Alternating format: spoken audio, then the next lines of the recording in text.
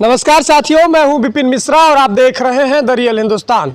एक कार्यक्रम की घोषणा मैंने करी थी, नाम था भदोही का गौरव। इस भदोही के गौरव के कार्यक्रम में हम भदोही में जो उत्कृष्ट कार्य करने वाले लोग हैं, प्रतिष्ठित जो चाहे किसी भी क्षेत्र के हों, उनसे आपसे मिलवाएंगे, उनके बारे में बताएंगे, उनका इंटरव्यू लेंगे या फिर कहानी बताएंगे। हमारी यात्रा अब शुरू हो चुकी है और आज ये भाग पहला या पार्ट 1 हम लोग शूट कर रहे हैं। और जो शख्स हमारे साथ मौजूद हैं किसी पहचान के मोहताज नहीं है। नाम है आदर्श शुक्ला, गोल्डन बॉय। भदोही का वो ऐसा सितारा, चमकता सितारा जो कई दर्जन मेडल जीत चुका है। कई दर्जन बोले तो कई दर्जन। आपकी स्क्रीन पे वो मेडल का वो पूरा ख़जाना दिख रहा है, या ख़जाना ना कहें, पूरा कुबेर का खजाना कहें, मेडल का तो गलत नहीं होना चाहिए। ये आप देख रहे हैं कई दर्जन मेडल जो है लटकाए गए हैं, कई ट्रॉफियाँ रखी गई हैं और उस शख्स से मिलवाएंगे। और सबसे बड़ी बात यह है कि इंटरनेशनल चैम्पियनशिप कराटे 2022 में नेपाल में जो कि आयोजित था 1-2 अगस्त को काठमांडू में, वहाँ से गोल्ड मेडल जीत लिया है। जी हाँ, भदोही का एक लाल जो कराटे में गोल्ड मेडल जीतता है और भारत का नाम रोशन कर देता है, उससे मिलवाते हैं। बहुत बहुत स्वागत है सर आपका। बहुत बहुत धन्यवाद आपके चैनल को और आपको। मेरा सवाल ये, जैसा कि मैंने दिखाया स्क्रीन पे कि कई दर्जन मेडल, ये शुरुआत आखिर कब से शुरू हुई आपकी मेडल जीतने का? पहला मेडल आप किस सन में जीते थे और ये सफ़र अभी तक चल रहा है? 2010 में सबसे पहले हमने कराटे स्टार्ट किया था। 2012 में सबसे पहले डिस्ट्रिक्ट लेवल में मैंने टूर्नामेंट खेला तो उसमें मेडल निकला था मेरा। मेडल निकलने के बाद मतलब हमारे पेरेंट्स को पता चला, हमारे पिताजी को, कि हम कराटे कर रहे हैं। तो फिर उन्होंने बोला कि अगर आपको जैसे चोर बनना है तो उच्च वर्ल्ड के बनिएगा, अगर आपको खिलाड़ी बनना है तो उस लेवल पर आप जाइएगा। तो मेरा जब हम क्लास 6 में पढ़ते थे तभी से मेरा सपना था कि हम भारत के लिए खेलेंगे एक दिन और इंडिया को रिप्रेजेंट करेंगे आउट ऑफ कंट्री में, और भारत के लिए मैं गोल्ड जीतूंगा और सबसे पहले नेशनल एंथम भारत का वहाँ बजेगा और वह फिर तिरंगा भी सबसे ऊपर जाएगा। तो शुरुआत तो वहीं से मेरा रहा है। मैंने 21 बार नेशनल लेवल में गोल्ड मेडल जीता है। टोटल मेरा अभी तक 100 मेडल हुआ है। ये 100 मेडल पूरा हो गया ये नेपाल में। सुनाई दे रहा है आपको? 100 मेडल या मेडल की सेंचुरी लग चुकी है। जी जी। फिर से बधाई आपको देते हैं। पहला मेडल आपने इंटरनेशनल जीता था जो कि बांग्लादेश में, दूसरा जीत लिया है नेपाल में, कई देशों को हरा करके। अब आपने बताया कि सब मिला जुला करके 100 मेडल हो गए हैं, तो सेंचुरी हो गई भैया। तो फिर से बधाई आपको देते हैं। बहुत बहुत धन्यवाद सर आप। तो ये जो पूरा जर्नी आपका रहा है, थोड़ा बीच में जो स्ट्रगल का दायरा रहा वो थोड़ा सा हमारे दर्शकों को तो बताने। शुरुआत में देखिए, अभी छोटे से भाई गांव से हम लोग निकले हुए हैं, छोटे ज़िले से कह लीजिए कि उत्तर प्रदेश सबसे छोटा ज़िला यही है। तो सपोर्ट कहीं ना कहीं किसी का नहीं रहा था पहले से ही। नेशनल लेवल में कई बार मेडल जीतने का भी मौका मिला, चांसेस मिलते हैं, लेकिन क्या रहता है भाई, डाइट के जो खर्च इतने ज़्यादा हो जाते हैं, प्रैक्टिस नहीं हो पाती है। आपको बनारस जाकर प्रैक्टिस 40-45 किलोमीटर जाकर वहाँ ट्रेनिंग करना पड़ता था। लेकिन ये था कि एक जुनून था हमारे अंदर पहले से ही कि भाई कुछ करना है, अपने ज़िले को अलग बनाना है। लोग बस कालीन के नाम जानते थे कि कालीन नाम से, अब वो भी धीरे धीरे करके ख़त्म हो गया है।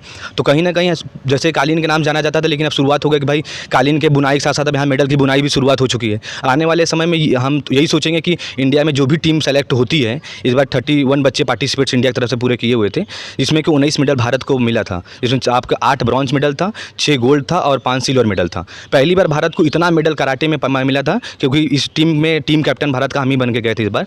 तो शुरुआत तो भाई हमने वहाँ पे किया था, लेकिन हम चाहते हैं कि आगे भी भाई निकले मेडल। और यहाँ पे जो बच्चे सोचते हैं कि हम बड़े लेवल परफॉर्मेंस नहीं कर पाते हैं, हम छोटे डिस्ट्रिक्ट से हैं, उनके में बहुत सारे मतलब कॉन्सर्न होते हैं, लेकिन कहीं ना कहीं आप हमको देखिए, हम तो टूर्नामेंट जीतने के बाद यहीं पे आते हैं वापस और ट्रेनिंग भी कराते हैं। और लेकिन मेहनत तो आपको करनी पड़ेगी, शुरुआत तो कहीं ना कहीं करनी पड़ेगी। लोग आपको गलत भी ठहराएंगे, लेकिन जिस दिन आपको लोग पागल कहना शुरू कर दें, सुन लीजिए आप सक्सेस हो रहे हैं, वहाँ पे आगे बढ़ रहे हैं। तो लोगों का मत सुनिए, आप अपनी मेहनत पर ध्यान दीजिए। अगर आपको अपने पर विश्वास है तो आपको कोई भी हरा नहीं सकता है।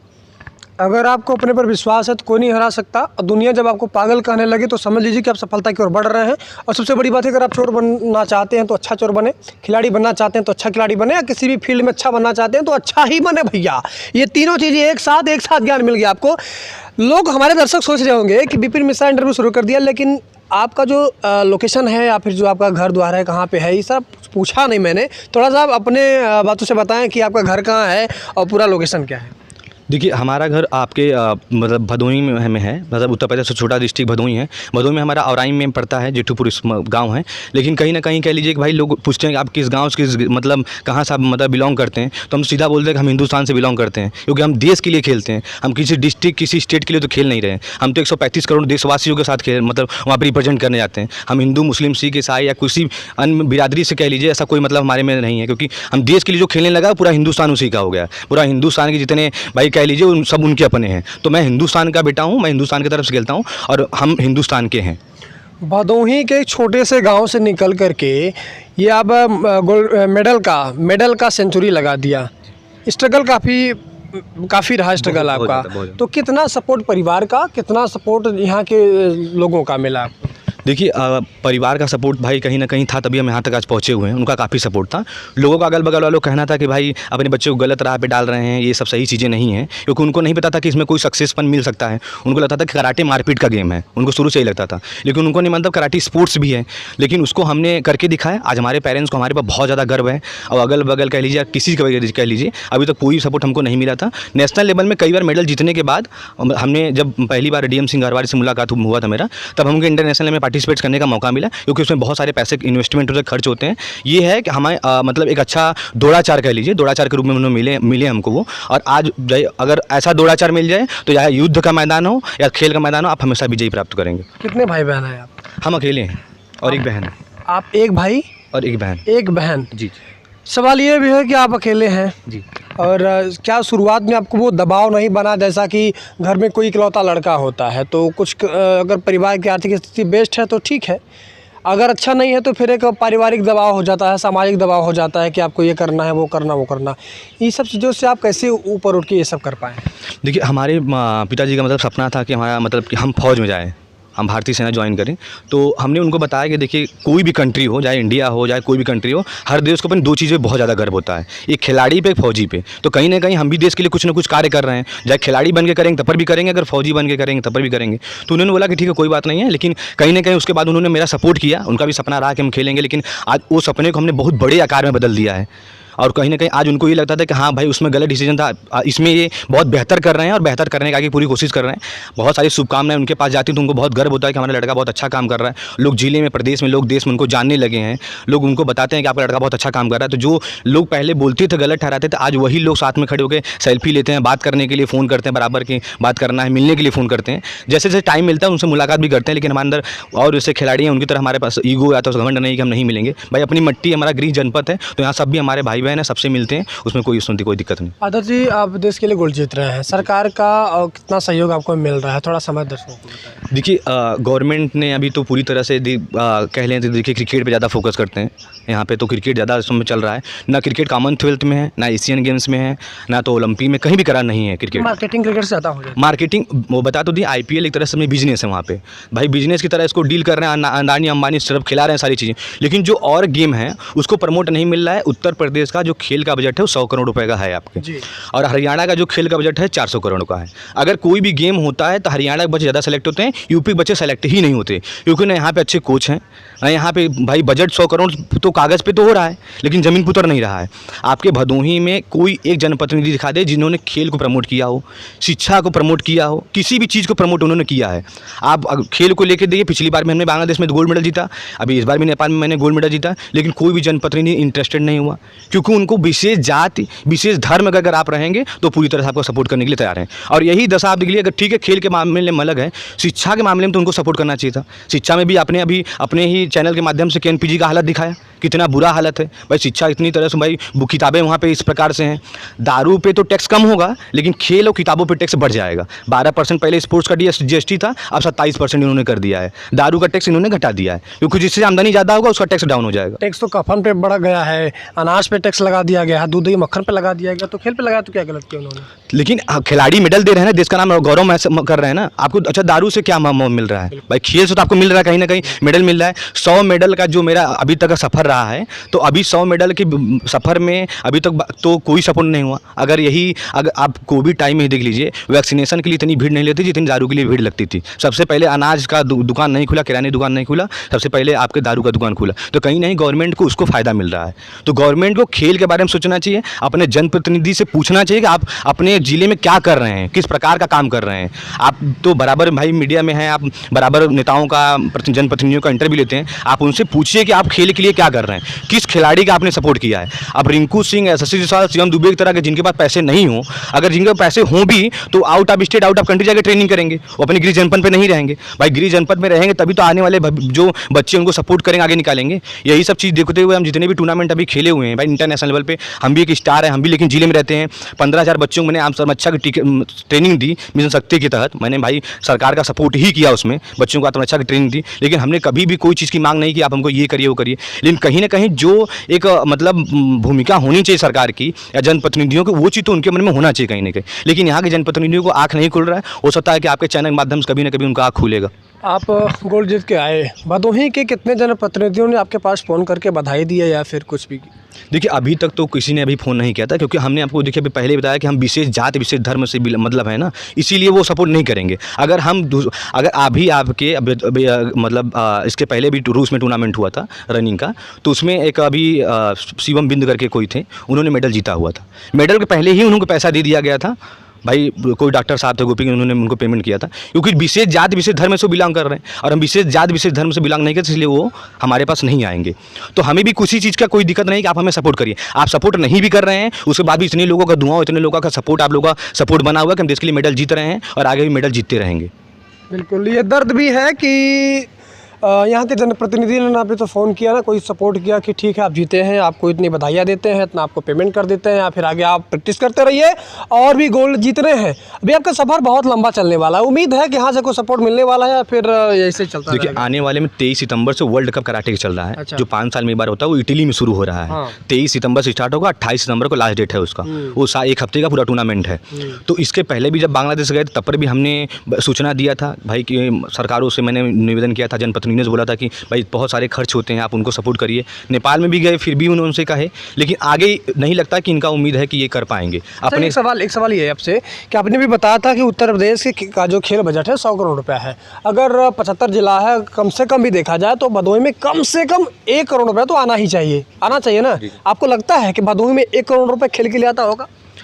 देखिए आप खेल के लिए तो आप मूसी लाटपुर में कभी स्टेडियम में चले जाइए, वहाँ कोच की स्थिति देख लीजिए, वहाँ खिलाड़ियों की स्थिति देख लीजिए आप, और आपको खुद ही समझ में आ जाएगा। जब ये जैसे जो अभी प्रेजेंट टाइम सरकार चल रही है, ये सरकार भाई देखिए सनातन धर्म की है, मंदिर मस्जिद पे मंदिर पे काम कर रही है पूरी तरह से। आप शिव मंदिर देख लीजिए गोपीगंज का, आपने कई बार कवरेज किया, कोई ध्यान नहीं दिया।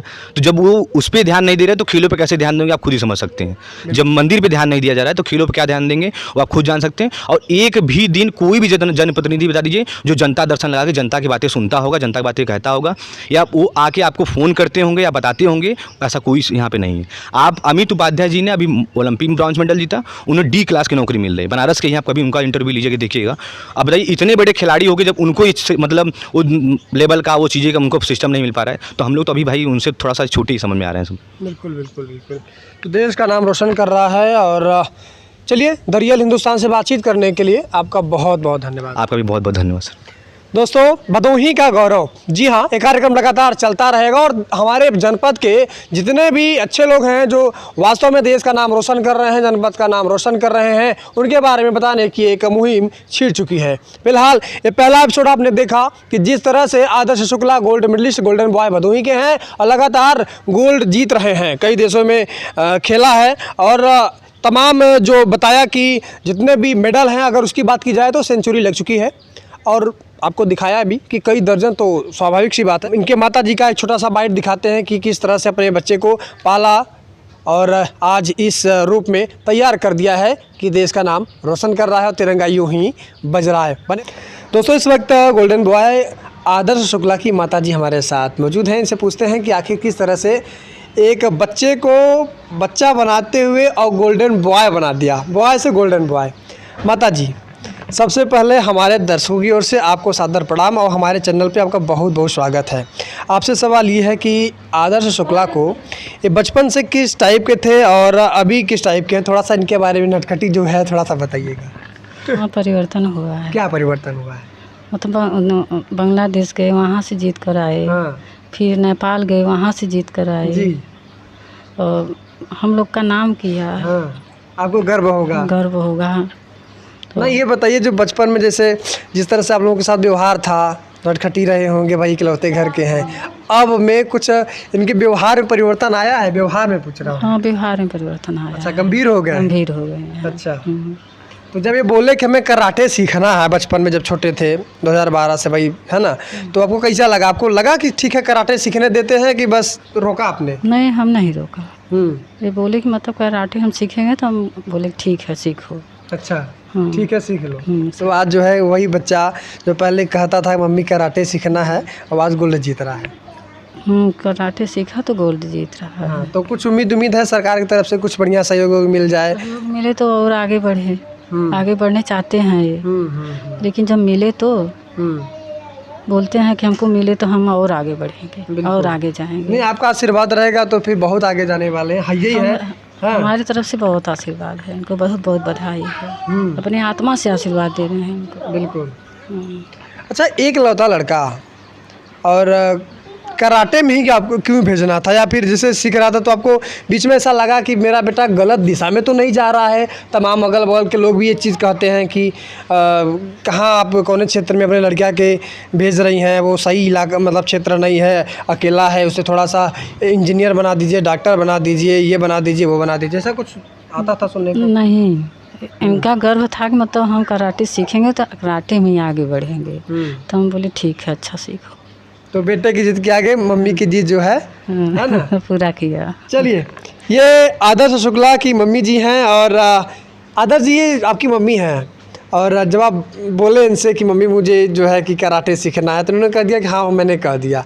पापा भी बोल दिए कि ठीक है कर दीजिए, लेकिन बीच में जो लोग आपने भी बताया कि कह रहे थे कि गलत दिशा है, वैसा है, तो मम्मी आप लोग कभी बोली कि बेटवा गलत दिशा में मत जा, तो दूसरे में चल जा? देखिए, शुरू में क्या था, जब हम ट्रेनिंग करके बनारस आते थे रात में, तो मतलब इतना प्रैक्टिस का हार्ड होता है कि पूरा मतलब पीठ पूरा काला हो जाता था। तो कई बार जब रात में देखती थी मम्मी, तो कहती थी बंद करो सब कराटे वराटे सारी चीज़ें, बहुत मार धाड़ का गेम ही है पूरा ये। तो उनको लगता था कि मतलब कि इतना चोट लगता है, सारी चीज़ें होती हैं, तो उनका कहना था नहीं छोड़ दो, तुम दूसरा कोई कर लो भाई, इसमें इतना चोट लगता है, तुमको पूरा हाथ कहीं चोट लगा है, कहीं पैर में चोट लगा हुआ है। तो हमने कहा नहीं, एक दिन ना एक दिन में सफलता मिलेगी, और कहीं ना कहीं सफलता है, और हमारे पेरेंट्स को बहुत गर्व हमारे ऊपर है, और आगे हम पूरी कोशिश करेंगे कि वर्ल्ड चैंपियनशिप भारत के लिए वर्ल्ड कप लाके और मैं और भी गर्व महसूस कराऊँ। मम्मी जब पीट के आते थे तो कैसा लगता था आपको? हमको बहुत कलक होता था, तकलीफ होता था? तकलीफ होता था कि मतलब चोट लगा है। अच्छा, जब वो तो सोचिए पहले पीटे जाते थे, आज पीट के आ रहे हैं तो ना गुला रहा है। एकदम काला हो जाता था इसका। अच्छा, काला हो जाता था। चलिए दोस्तों, बने रहिए, ऐसी अब तमाम चीज़ें दिखाते रहिए।